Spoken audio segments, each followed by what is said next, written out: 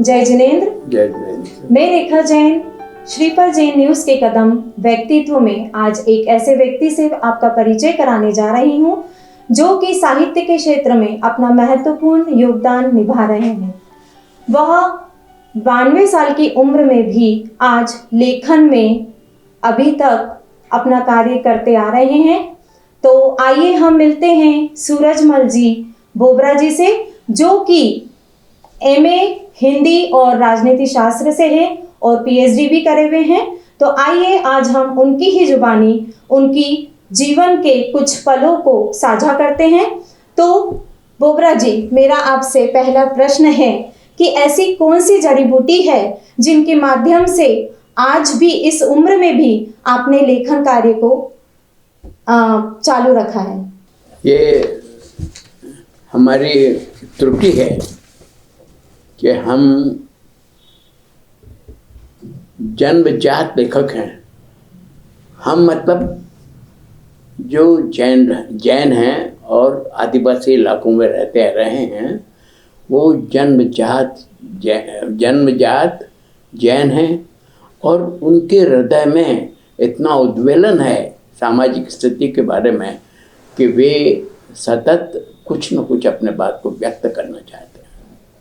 ये मैंने अपनी आंखों से देखा है। आज से 92 साल 42 साल पहले मैंने देखा है कि जो पुराने लोग थे वो अपनी बात कहना चाहते थे।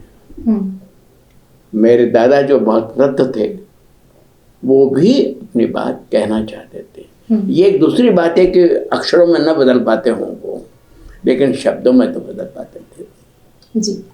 उस चीज़ ने मुझे हमेशा ऐसा लगा, और मुझे ऐसा भी लगा कि लोग कहते नहीं हैं, इसलिए उनकी बात कोई सुनता नहीं है और सब गलत गतिविधियां जो होना चलती रहती हैं, उन पर ब्रेक नहीं दिखता है जी। मतलब आपका कहना है कि अपने मन में जो आता है उन भावों को हमें व्यक्त करना चाहिए लेखन के माध्यम से। बिल्कुल करना चाहिए। लेखन करें, बहुत अच्छा है। अभिव्यक्ति को बंद रखना हमारी सबसे बड़ी गलती है। हमारे डिसिप्लिन के नाम पर जो अभिव्यक्ति बंद कर दी जाती है ना, वो भी अपने आप में त्रुटिपूर्ण है। जी जी। मैंने इसका प्रयोग किया है, मैंने अपने बच्चों पर प्रयोग किया है कि वो भी पढ़े लिखे, और मैं उनको हमेशा इनकरेज करता रहा कि अपने आप को एक्सप्रेस करो। तो मेरी ग्रेट डॉक्टर, मेरी डॉक्टर अल्लाह जो है, मैंने मेरी पुत्र वधू जो है वो अमेरिका में है जी। और अपने आप को बहुत सही ढंग से एक्सप्रेस कर पा रही है। जी बिल्कुल बिल्कुल। तो एक चीज़ ये भी है कि जैसे आपने 82 ईयर की एज में डॉक्टरेट की उपाधि हासिल की, तो इसकी प्रेरणा आपको कैसे मिली? भाई, जो वाइस चांसलर हैं जिस यूनिवर्सिटी से मैंने किए है, वो इंदौर आई थी। अच्छा। और मेरे एक मित्र हैं, उनके वो भी उस काउंसिल की मीटिंग के जो ना सदस्य हैं, जिस यूनिवर्सिटी के वाइस चांसलर हैं।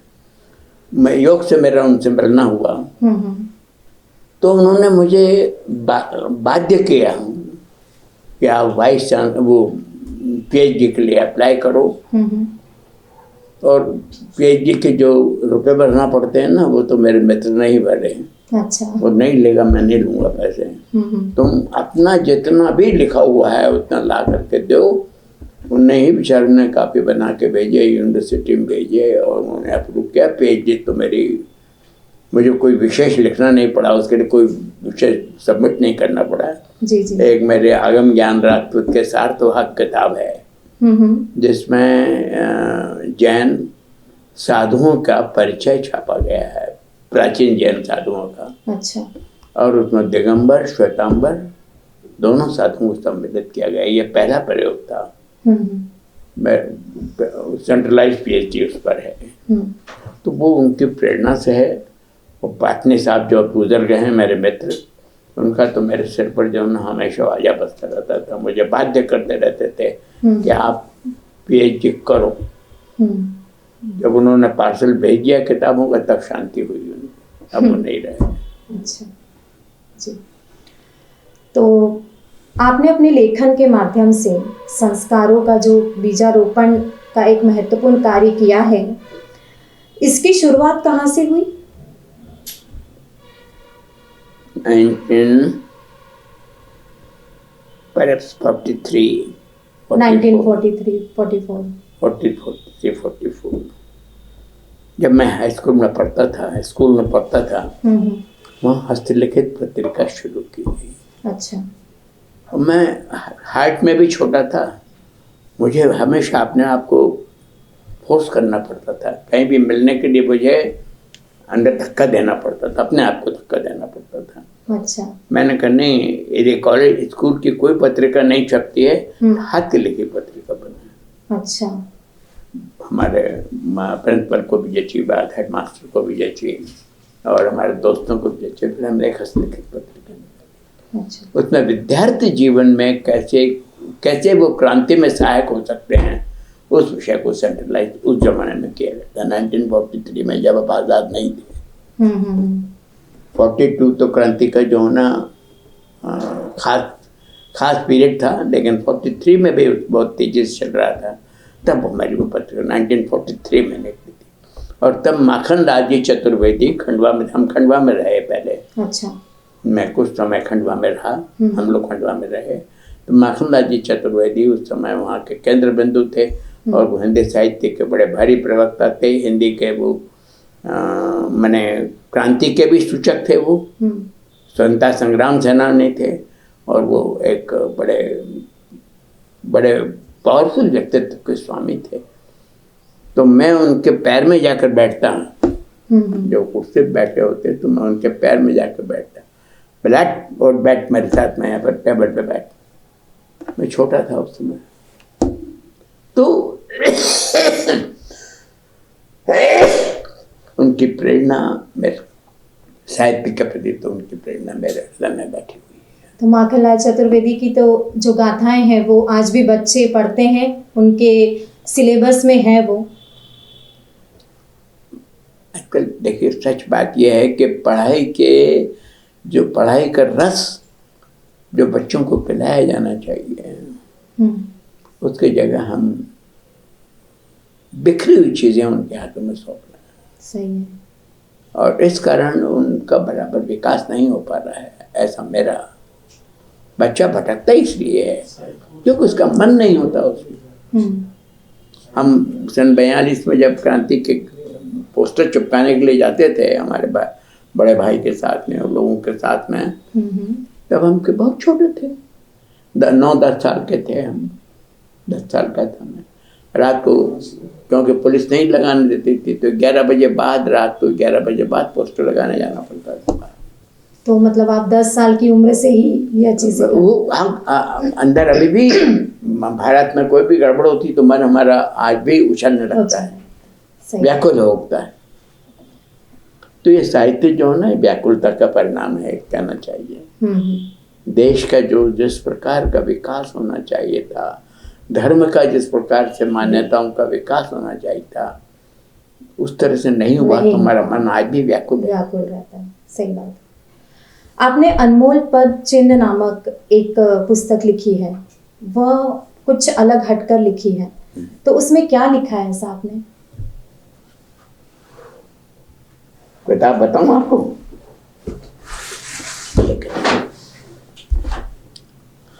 हम परंपरागत रूप से धर्म किसे मानते हैं?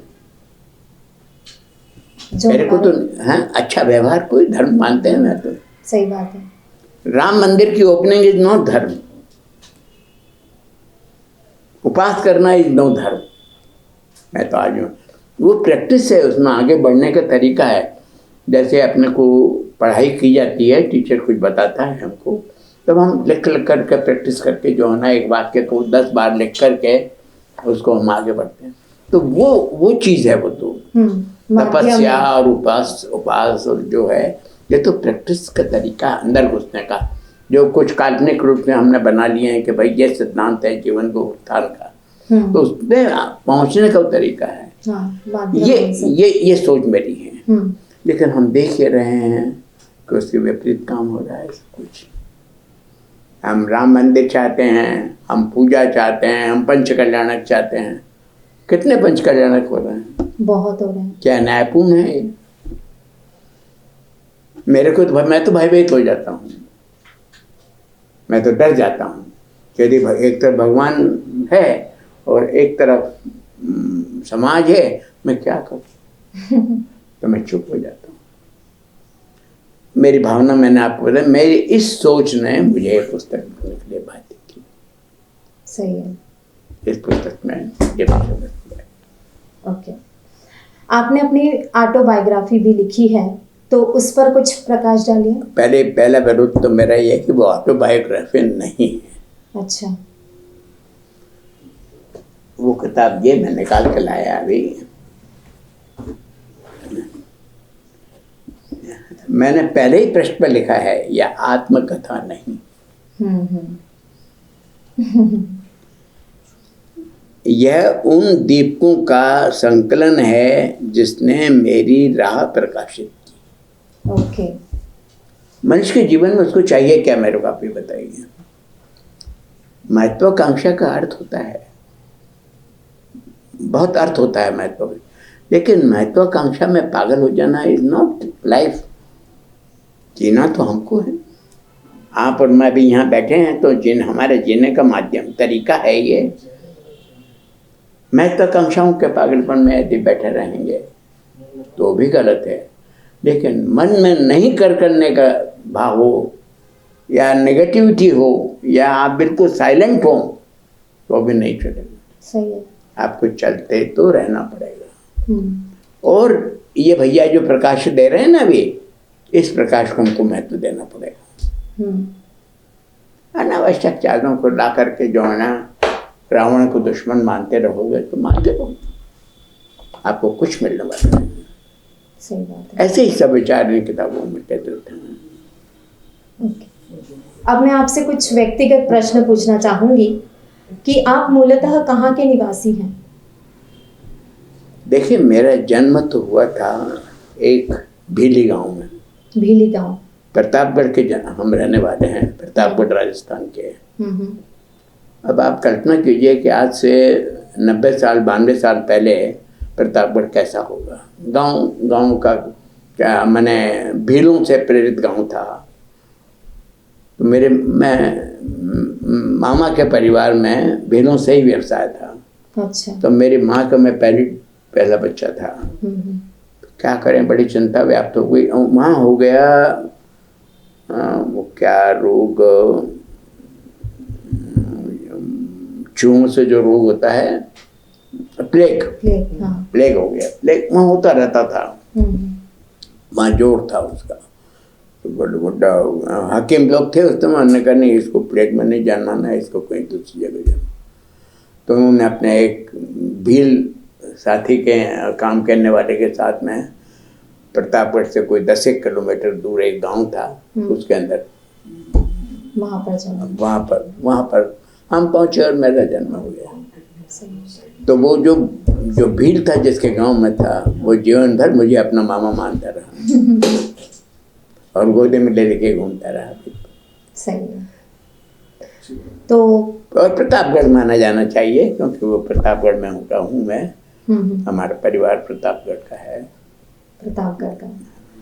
तो आपकी शिक्षा भी वहीं पर हुई पूरी, आपका जो पूरा एजुकेशन है? ना, मैं तो वहाँ पढ़ा ही नहीं हूँ कहना चाहिए, क्योंकि मेरे पिताजी मैं जब 3 वर्ष का था तभी खंडवा चले गए थे नौकरी करने के लिए। अच्छा।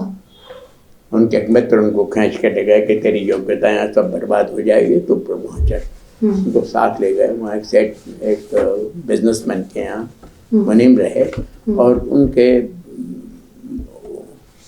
मैं तो लेकिन प्रतापगढ़ जाता रहता था क्योंकि मेरी नानी का मेरे को बहुत प्रेम था। तो वो तो मुझे जाते रहना पड़ता था, वहाँ पर प्रतापगढ़ जाना पड़ता था। और उसके बहुत से जो उस जमा की जो घटनाएं हैं जो घटी, एक छोटी सी घटना बताता हूँ मैं आपको कि पढ़ने की क्या स्थिति थी उस युग में। बाहर का एक्सपोजर कितना कम था, इसके ऊपर एक आप लाइट डाल सकते हैं कि हम कक्षा में बैठे हुए थे, पहली कक्षा लगी, क्या दरी बिछा देते थे और हाँ, स्कूल था, पहले तो ऐसे ही था। 20-25 लड़के थे। तो वो टीचर उस दिन अखबार लेकर के आया। उसने, ये सन 42 के पहले की बात है, समझ लीजिए, 32 और 38, 39 सन 39 की बात समझ लीजिए, प्रतापगढ़ स्टेट थी। उन्होंने अखबार सामने सब लोगों को बताया। उन्होंने प्रश्न पूछा, ये क्या है? मैं तो खंडवा हो आया था। वहाँ के लोगों को ये पता नहीं था, बच्चों को पता नहीं था कि अखबार है। अच्छा। मैंने जवाब दिया अखबार। और इस उत्तर पर मुझे पुरस्कृत किया गया एक लकड़ी के स्केल से। हेडमास्टर ने बुला करके एक स्केल मेरे को दिया कि बेटा तुमने ये कहा। आज भी वो पल मेरे दिमाग में बना हुआ है कि कोई पुरस्कार बड़ा नहीं होता, लेकिन चौकन्ना रहना, सजग रहना बहुत आवश्यक है। मुझे मैंने अखबार पर ध्यान दिया होता तो शायद मैं नहीं कह सकता। तो शुरू से इतनी जागरूकता होनी चाहिए। सही। फिर आपने इंदौर को अपना कर्म क्षेत्र कैसे चुना? मैं खंडवा में गया। देखिए, संघर्षपूर्ण जिंदगी गुजारना हमारे भाग्य में लिखा है। तो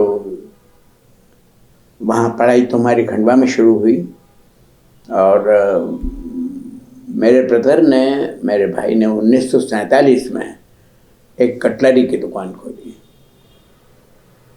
तब मैं सन 47 में छोटा सा था। तो ये कहाँ की? खंडवा की बात है जी। और मुझे बाध्य होकर के उनके साथ, लेकिन मैंने बहुत हृदय से उस दुकान की सेवा की, मेरे भाई की सेवा की और उनको उस दुकान को चलाने में पूरा सहयोग प्रदान किया। पर मेरे मन में चूंकि ज्ञान के प्रति पासा थी और मैं ज़्यादा पढ़ना चाहता था, तो भाई लोगों ने तो बहुत विरोध किया कि तुम बच्चा दुकान भी संभालना है और अपने आप कॉलेज खुलने वाला है, हम कॉलेज में तेरे को भर्ती करवा देंगे हायर सेकेंडरी के बाद में। मैंने मना कर दिया। मैंने अपने पिताजी से बिल्कुल शांति के साथ बैठकर कहा कि मैं तो जाऊंगा पढ़ने के लिए। तो आज उनको नमस्कार है कि उनने कहा कि नहीं, तो पढ़ने जाएगा तो जा। उनकी माड़ी हालत नहीं थी, लेकिन उन्होंने कहा तू जा पढ़ने, जैसा भी होगा हमको। मैंने प्रॉमिस किया कि विदिन 6 months मैं आपसे पैसा लेना बंद कर दूंगा। अच्छा।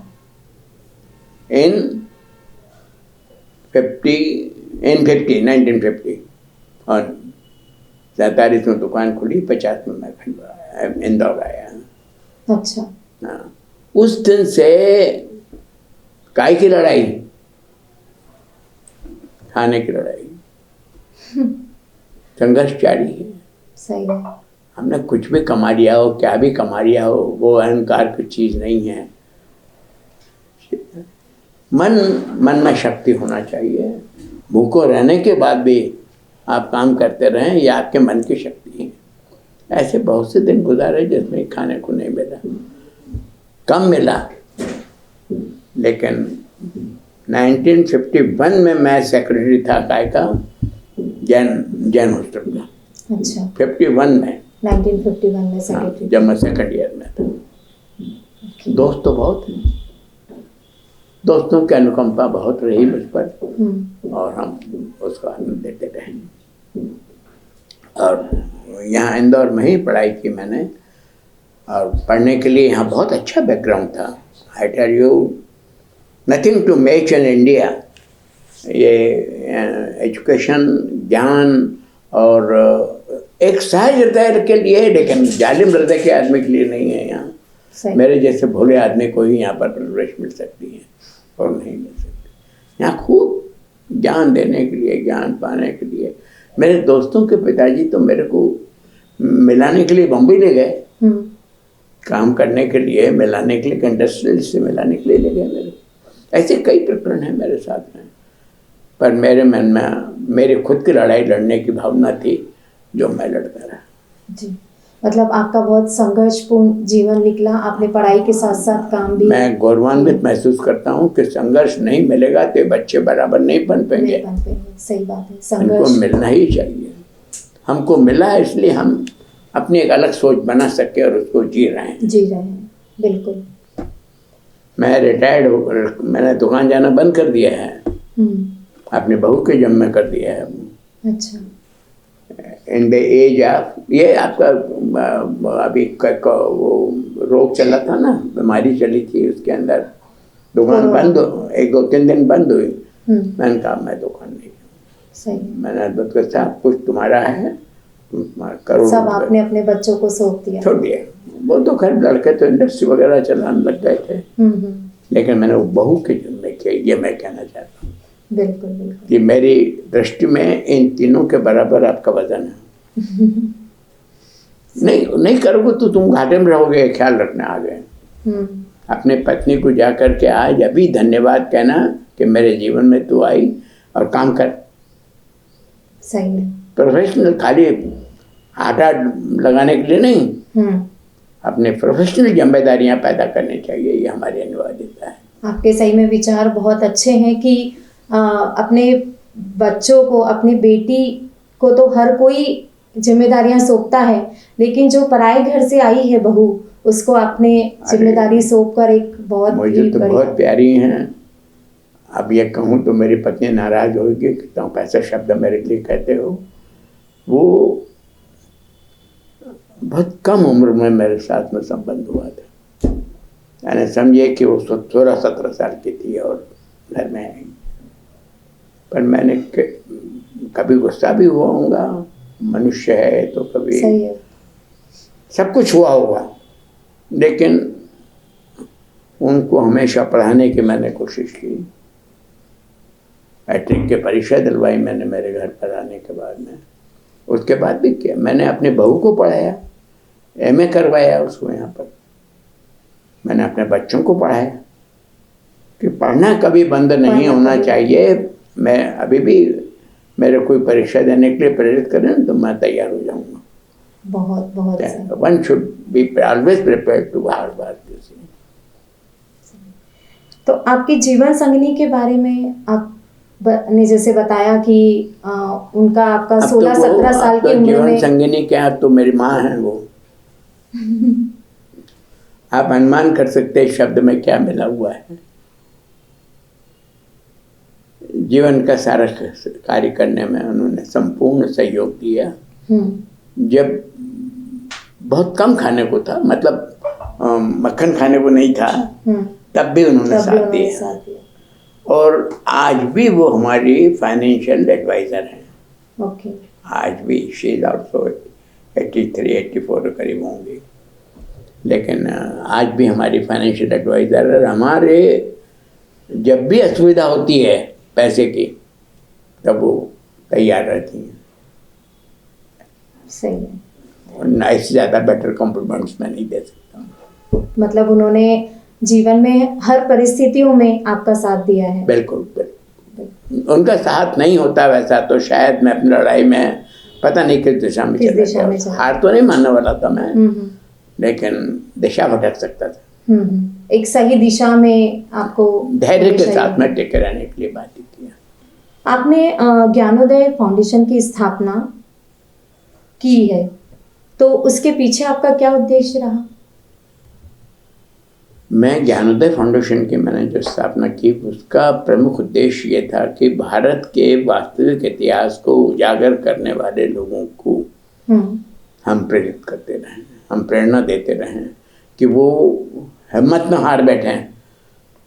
अब देते हैं तो आर्थिक सहयोग ये साधारण सही देते हैं, लेकिन देते हैं तो यदि वो हमारे इतिहास को उजागर करते रहेंगे तो हमारी दृष्टि भी ठीक बनी रहेगी, अन्यथा शायद हमारी दृष्टि भी ठीक नहीं होगी।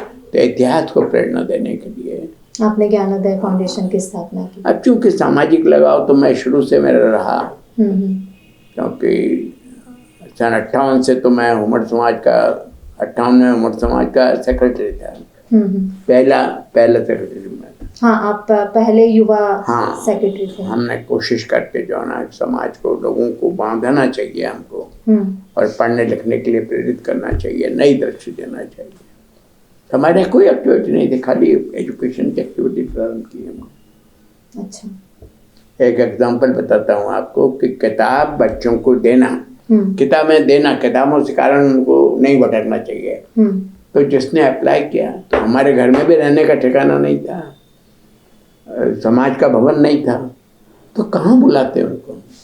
सही। तो मैंने अपने दुकानदार मित्र से चर्चा की, भाई मेरी चिट्ठी आए तो इसको ये किताब दे उस आदमी से और पहुँच लेना। बहुत अच्छा आराम से वो किताब वाला भी खुश हो गया। मैंने कहा तेरा 10% तू समाज को दे देना, और पैसा तेरे लोग सब हम भुगतान करेंगे, दुकान से आकर ले जाना। मतलब आपने किताबें प्रोवाइड करी? किताबें प्रोवाइड करी और फीस भरी लोगों की, यहाँ तक कि फॉरेन जाने की फीस भी हम लोगों ने दी। अच्छा, उनके हायर एजुकेशन और हमारा एक यंग जनरेशन का एक ग्रुप चलता है। उनने बच्चों को, मैंने जिनको अन्न चाहिए ऐसे परिवारों को अन्न भी दिया। ये सेवा तो करते रहते हैं। ओके, मतलब आपका जो ग्रुप चलता है उसमें आपने बच्चों को किताबें प्रोवाइड कराई, हायर एजुकेशन के लिए उनको अब्रॉड भी जाने के लिए मदद करी, और अन्न वगैरह की जिनको खाने की प्रॉब्लम है उनको खाना भी, और समाज का भवन भी बने, ठिकाना भी बने, तो समाज का भवन भी बनने में प्रेरणा लगती है। ओके। तो आज जैन समाज के संस्कार और संस्कृति में बहुत अंतर देखने को मिलता है, इसमें आपके क्या विचार है? घातक है। प्रोग्रेस का मतलब दकियानुसीपन भी नहीं है कि आप अनंत भगवान की पूजा में लगे रहो और मंदिर नहीं, घर काम नहीं करो। जो एक एलिगेशन जो जैन समाज के अंदर व्यापारी समाज को आता है कि ये खाली समय पे पूजन करने जाते हैं और दिन भर जो होना, और दिन भर चोरी करने का समर्थन नहीं कर रहा हूँ मैं, बेईमानी करने का समर्थन नहीं कर रहा हूँ, झूठ सच करने का समर्थन नहीं कर रहा हूँ, लेकिन समय का डिसिप्लिन, पागल हो जाना मेरे ख्याल से कोई, मैं तो शायद नहीं, मुझे कोई कहे कि हम तेरे को मोक्ष देंगे और तू आज दीक्षा ले ले, तो मैं कहूँगा कि भैया भगवान से माफ़ी मांग लेना। मुझे मेरे लोगों की सेवा नहीं कर पा रहा हूँ, प्यार प्रेम ब्रह्म से नहीं रह पा रहे हैं हम, तो हम काय के मोक्ष दिलाने के अधिकारी है ही नहीं हम। मैं कह दूंगा उनसे कि आपने गलत मेरे को बुलाएंगे। देखिए, धर्म की दृष्टि लड़ाई की नहीं है। लड़ाई माने अंदरूनी लड़ाई। अभी मेरी जो नई किताब में बनाने की सोच रहा हूँ, अभी मैंने थोड़ा बहुत कि मृत्यु से भेंट, किताब का नाम मृत्यु से भेंट। मृत्यु से भेंट, उसका जो नाम कभी आपका नहीं होगा। सही है। जो कभी भेंट हो ही नहीं सकेगी, क्योंकि मृत्यु का तो पता नहीं लगेगा कि अभी आज मृत्यु आने वाली है, और आने के बाद में शून्य है। सही है, उसके बाद तो कुछ पता ही नहीं है।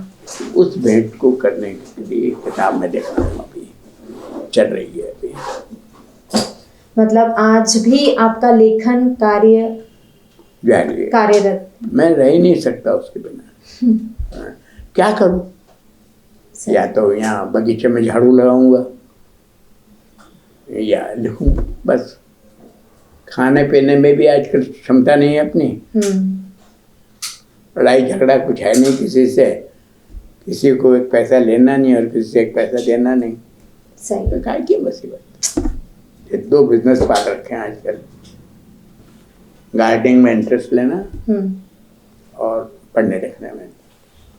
मतलब आपने आपके जीवन को 2 चीजों में बांट दिया है, एक गार्डनिंग करते हैं और एक पढ़ने लिखने का काम भी आज बहुत भी जारी है। मंदिर भी नहीं जा पाता हूँ कभी कभी, तो भाई ड्राइवर नहीं आया, अब क्या करूँ? क्या लड़ाई झगड़ा करूँ? नहीं है, एक फोटो लगा रखा, भगवान के हाथ जोड़े माफ़ी मांगना, भैया माफ़ी करना, आज आपके दर्शन करने मंदिर नहीं आ पाता। इतना सहज धर्म नहीं बनाओगे तो कुछ योर नहीं। Grandson will throw you out. सही है, आप धर्म को सहजता से अपनाना चाहिए। और पर हाँ, यदि नहीं समझ में आए तो भी फिक्र मत करो, लेकिन जो इतने लोग इतने समय से लोगों की समझ में आया, उस भगवान को नमस्कार करने में कोई नुकसान नहीं। सही, सब समझ में तो आपकी बुद्धि विकसित होगी और आप सब समझ जाओगे। भगवान जब जिस दिन गांधी जी मरे, हमारे घर में गांधी का फोटो नहीं था, पर मैं तो गांधी जी में डूबा हुआ था और मेरे को तो सहन नहीं हो गया, मेरा घर में एक फोटो लगना चाहिए। तो कहीं से ढूंढ ढांड करके एक अखबार में से एक गांधी का फोटो लाया और उसको फ्रेमिंग करके, कागज की फ्रेमिंग करके उसको घर में टांगा, तब मेरे को संतोष। सही है। तो कहने का कि मेरे एक बात कहना चाहता हूँ कि आदमी में जो विषय भी होनी चाहिए, काम के लिए दृढ़ निश्चय भी होना चाहिए। मेरी पत्नी ने एक दिन मजाक में मेरे से कहा कि आप ये लाखों रुपए जो पूरा कर दोगे इस किताब में, ये कौन ला के देगा आपको? मेरे कह रहा मेरे को कितना दिन जिंदा रहना है, तुम्हारे 2-4 लाख रुपए खत्म कर दूंगा, पर ये जो मैंने इतना कमा के दिया उसका क्या करोगे? सही। तो शांतिपूर्ण जो होना, बहुत सहज सरल जीवन है मेरा, मुझे बहुत कोई असंतोष नहीं। गौरव है कि इंदौर में हूँ, गौरव है कि मैं भारतवासी हूँ। सही है। और सबसे बड़ा गौरव ये है कि जैन संस्कारों से प्रेरित जीवन अपने को मिला है। सही। मैं धर्म नहीं कह रहा हूँ, जैन संस्कार। आखिरी में मैं आपसे यही पूछना चाहूंगी कि श्रीफल जैन न्यूज़ के लिए आप क्या संदेश देना चाहते हैं? धर्म का नहीं, भगवान का नहीं, लेकिन सद्कार्य, सहज हृदय रहने का और सबके एग्जिस्टेंस का विचार सबसे ज़्यादा आवश्यक है और उसको मटेरियलाइज करना चाहिए। अभी एक सज्जन मेरे यहाँ आए थे, वो सुरेश जैन IAS जो हैं, रिटायर्ड IAS हैं आजकल, वो आए, यार मुझे पंच कल्याणक का एक फोटो चाहिए है। उनको किताब में मेरी किताब में छपा था, तो बोले यार ये मैं वहाँ तीर्थ स्थान पर लगाऊं तो अच्छा मज़ा नहीं आएगा। तो आए मिलने के लिए दोनों पति पत्नी, कहने लगे कि यार ये विचार आपके दिमाग में कहाँ से आया? मैंने कहा ये विचार तो मेरा मूल है कि पंच कल्याणक भगवान की कोई प्रतिष्ठा बताने के लिए नहीं किया गया है।